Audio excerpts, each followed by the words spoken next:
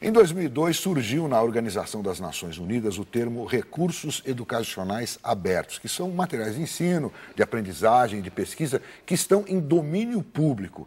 Bom, mesmo com 10 anos de existência, existem poucas iniciativas e que não são muito divulgadas sobre onde encontrar esses recursos, os REA, que são o tema da nossa conversa de hoje com a Bianca Santana, do Instituto Educa Digital, é isso? Então, muito bem, Bianca, conta pra gente. Hoje tem movimentos tentando espalhar esses recursos para professores, para quem puder utilizá-los, ou precise deles, né, principalmente. Hoje aqui no Brasil a gente tem uma comunidade, que a gente chama de Comunidade Brasileira de Recursos Educacionais Abertos, de cerca de 200 pessoas. Nessa comunidade a gente tem professores de educação básica, do ensino superior, advogados, engenheiros que trabalham com a parte de tecnologia em si. Todas as pessoas muito empenhadas e envolvidas em projetos que visam difundir os recursos abertos na rede. De maneira muito resumida, para entender o que são esses recursos educacionais abertos, são materiais utilizados na educação, então podem ser livros, softwares, vídeos, qualquer material que você usa num processo educativo, dentro da escola ou fora da escola, que esteja disponível para as pessoas numa licença flexível ou em domínio público, ou seja, que não tenha problema com direito autoral na pessoa fazer usos diversos desses recursos, e preferencialmente em formatos, se tiver publicado na internet, abertos. Qualquer um pode ir lá e baixar, pegar, usar, independentemente do software que a pessoa utiliza. Entendi. Tá. E agora, esses recursos são abertos, mas eles são novos? Tem coisa nova? Porque aí você fica pensando, né? Já não tem mais direito autoral, é porque a pessoa não quer mais, tal. Tem coisa boa, tem coisa nova na internet? Tem muitas coisas. E tem direito autoral. Então, é importante a gente falar um pouco mais dessas licenças, porque o direito autoral, ele trata do direito moral do autor de ter autoria reconhecida e ele pode ceder alguns direitos da sua obra. São direitos que são cedidos, é isso? Que são cedidos. O direito de ser reconhecido como autor nunca é cedido. Entendi. Pela lei brasileira, isso não é possível. Não prescreve, Não. O autor sempre é citado. E ele pode abrir mão de direitos comerciais, por exemplo, então qualquer pessoa pode usar até para fim comercial. Ou ele pode restringir o direito comercial só para ele. Então ele coloca na internet, e aí a gente recomenda algumas licenças específicas. Então o Creative Commons, por exemplo, dá para esse autor diversas possibilidades de licenciamento. E ele escolhe para que a pessoa pode usar sem pedir permissão para ele. E para que ele tem que ser consultado. Então tem muita coisa sendo produzida e sendo liberada dessa maneira. Se você fizer uma pesquisa no Google, na busca avançada, por exemplo, tem lá um campozinho que te permite escolher por licença de uso, por direito autoral. Então, todas as pessoas que licenciam de forma aberta, você acessa o que foi licenciado dessa maneira. E você tem muitos licença recursos. Aberta, sem licença aberta. Com licença, não que não tenha direito autoral. Não. Com direitos autorais cedidos, vamos dizer assim. Alguns direitos cedidos. Então, a gente brinca, o copyright significa todos os direitos reservados ou para o autor ou para o detentor do direito autoral. O Creative Commons é uma licença, tem várias licenças, na verdade, que permitem que o autor defina que direitos ele reserva para si, e aí tem que pedir autorização para ele, e que direitos ele abre mão para qualquer pessoa. Entendi. Bom, mas o que nos interessa aqui é saber o seguinte, como é que um professor pode usar essas coisas, entendeu? Um professor de escola pública, que tem poucos recursos lá, mas ele tem um computador na sala e ele quer usar uma coisa mais moderna no trabalho dele. Como é que ele faz para acessar esse material? Tá certo. A gente tem alguns repositórios em que é possível encontrar. Então, por exemplo, no portal do professor, você tem muitos recursos. Portal do professor do MEC. Do MEC. Isso, tá. Tem o RIVED, que é um outro banco internacional de objetos educacionais, também mantido pelo MEC. RIVED? RIVED. R-I-V-E-D. Mudo. Isso, RIVED. O professor Theo Amiel, da Unicamp, ele produziu um caderninho para educadores, muito voltado para professores de educação básica, que tem os principais repositórios onde encontrar esses recursos. E ele conta esse caderno na internet? Está disponível online, aberto. E como no site Educação Aberta. Educação Aberta, sem cedilha e sem tio, né? Exatamente. .org. .org. É bem fácil de navegar na página e lá ele vai encontrar um caderno para professores. Acho que é esse exatamente o título. Caderno para professores. No caderno para professores tem tanto as definições e as teorias que embasam essa história de recurso educacional aberto, quanto tópicos muito práticos de onde encontrar recursos e como liberar recursos. Quer dizer, pode ter algum que esteja lá, mas é preciso que seja liberado, é isso? Não, como você que produz um recurso pode também torná-lo disponível na rede. Na Conferência Nacional de Educação, em 2010, eu encontrei uma professora do Pará que me deu um exemplo muito bacana de por que para ela era importante ter esses recursos abertos. Ela falou, no livro impresso que eu recebo do Programa Nacional de Livro Didático, tem 5 páginas falando dos japoneses na cidade de São Paulo. Sim. E tem 3 parágrafos que falam do estado do Pará inteiro. A diversidade do estado, obviamente, não está contemplada lá. Sim. Ela disse, se isso tivesse na internet e eu pudesse modificar, tivesse num formato para isso e com uma licença para isso, eu poderia tirar um pouquinho dos japoneses e acrescentar informações sobre o meu estado. E ela poderia fazer isso sozinha, ela poderia fazer isso com os alunos ou com outros colegas professores. E a gente já tem algumas experiências de recursos produzidos dessa maneira, produzidos de fato no chão da escola. Tipo Wikipedia? Tipo Wikipedia. A Wikipedia pode ser um exemplo de recurso educacional aberto, mas a gente tem práticas mais institucionais até que essas. Então, tem um projeto do governo do estado do Paraná. Assim. Olha, a gente brinca bastante pensando em tecnologia da educação, que não ser confiável é uma vantagem. Porque antigamente você olhava um livro e o que estava ali era uma verdade absoluta.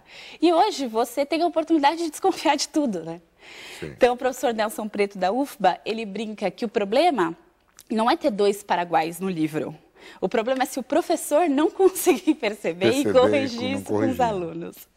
Então, a inteligência tem que estar na gente, tem que estar nas pontas, né? O olhar tem que ser crítico. Eu sou professora e muitas vezes na sala de aula, quando eu vou pedir alguma pesquisa, o primeiro tópico é sempre pesquisem na internet, copiem, colem e só coloquem embaixo a fonte. Não é para ninguém fazer nada, não é para elaborar, não é para mexer no texto, é copiar e colar. Então, professora, você coloca. O que aconteceu? Não pode copiar e colar. Mas copiar e colar é parte do processo criativo. Então, você vai copiar e colar de várias fontes, depois você vai compreender, vai fazer a sua leitura daquilo e citar onde você bebeu. A gente tem muito preconceito, às vezes, até, né? Ou da copia e cola, ou das fontes ditas não confiáveis. Quando a gente precisa educar os nossos alunos de qualquer idade e os nossos professores também a serem críticos, né? A olhar criticamente para qualquer fonte. Mas eu ia te falar de um projeto da Secretaria de Educação do Estado do Paraná, chamado Projeto Folhas, que depois deu origem a um outro projeto chamado Livro Didático Público. Então, a Secretaria convidou todos os professores da rede a produzirem papers, produzirem folhas sobre temas que eles lecionavam. Para isso, eles tiveram orientação da disciplina, então, sei lá, de um historiador, por exemplo, se fosse história, pesquisador da universidade, e tiveram apoio da secretaria para a parte editorial, como se fosse um editor mesmo, de uma editora comercial. Com esses 2 apoios, uma licença remunerada e pontuação na carreira, os professores escreveram. Eles conseguiram textos para compor livros de todas as disciplinas do ensino médio. É um projeto muito bacana. Super aberto, né? Super aberto, que traz a visão do professor que está na sala de aula, que conhece a linguagem daqueles alunos e a realidade local. Tá, e com o apoio da universidade? Com o apoio da universidade. Qual universidade que você falou?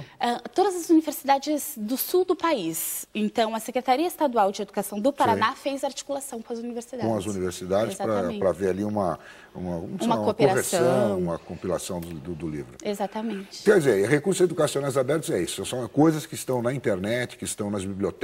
Não está só na internet, né? Onde mais tem onde mais vou buscar esses recursos livres? A Lei Brasileira de Direito Autoral é um pouco cruel para você encontrar fora da internet, porque para uma obra entrar em domínio público, isso acontece depois de 70 anos da morte do autor. Em outros países são 50, no Brasil são 70 anos. Então é um pouco mais difícil. Mas a obra do Paulo Freire, por exemplo, até parte da vida dele, você tem todos os livros mesmos impressos liberados e outra parte restritos, que foi uma questão ali de herança. Entendi. Mas você encontra muitas dessas coisas online.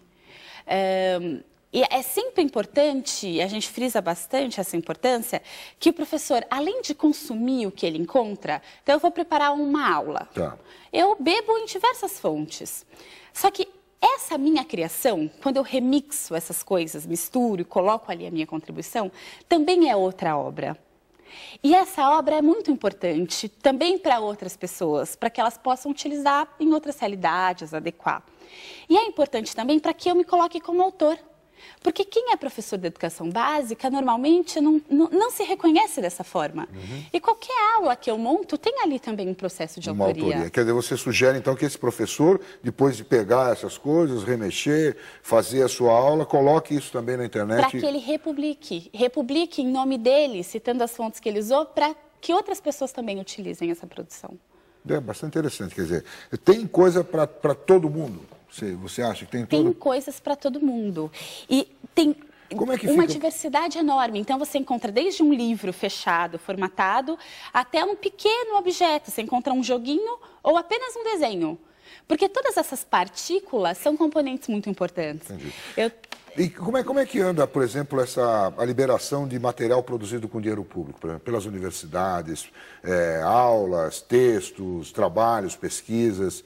Isso ainda existe uma liberação no Brasil? Olha, no município de São Paulo existe um decreto de que qualquer material educacional comprado com dinheiro público ou financiado com dinheiro público tenha que ser recurso educacional aberto. Então tem que estar na internet numa licença livre e num formato preferencialmente aberto. Com dinheiro da cidade, né? Com dinheiro do município. Certo. Agora, no plano estadual, né, em São Paulo, tem um projeto de lei em andamento, que ainda não foi votado. Ele já foi aprovado na Comissão de Orçamento, de Constituição e Justiça e de Educação. Tá. Então, ele está ali na boca do gol sendo negociado para ser votado. E tem um projeto federal que está mais longe no trâmite burocrático. Mas, independentemente das leis, as práticas sociais têm acontecido. Então, tem uma iniciativa, por exemplo, chamada Cielo Books, de que algumas universidades públicas fazem parte, as editoras das universidades públicas, que liberam os livros na internet. E liberam como recurso educacional aberto. As pesquisas já tem muita coisa produzida e liberada, mas algumas delas em copyright, que restringe algumas possibilidades de uso. Então, por exemplo, se alguém de fora do país quiser traduzir uma tese ou uma dissertação brasileira, é um caminho um pouco mais longo, por estar em copyright, com todos os direitos reservados, do que se aquilo tivesse disponível para as pessoas fazerem usos variados. Entendi. Então, a gente ainda tem que caminhar um pouco. Tem um projeto na USP bastante relevante chamado Acesso Aberto na USP. É organizado pela professora Sueli, que é ali da Biblioteca Central, tem o Brasilianas, então já Brasilianas.org. Brasilianas.org. Então a gente já tem projetos muito relevantes nas universidades brasileiras e eles têm crescido. Muito bem, obrigado, senhora. Diga mais uma vez, como é que chama o site lá? Educação...